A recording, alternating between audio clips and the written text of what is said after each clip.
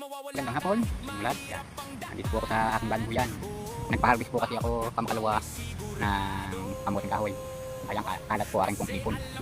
At kinukuha ko po yung mga laman na natira. Minimiss na po ito kanina. Yung pong kapos po kanina na tinatang ko. Yung po, yung mga kanina. Namulot ako ng balinhoy. Marami. Ayun pa po yung mga hindi nabubunot. Ayan pa. Baka makakalahating sako pa ito. Ayan po yung mga laman. Dito na po akong lagyan yun. Sayang naman po pagka hindi pinulot. At itim lang po. Yung gagawin ko ay masuman. Ayan. O kaya pichi. Kamuting kahoy cake.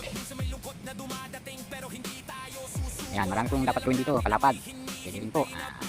Tapos kung mas pagsipag ibebenta. Ayan, salamat po. At thank you very much po sa manonood. At paki-like and follow. Thank you.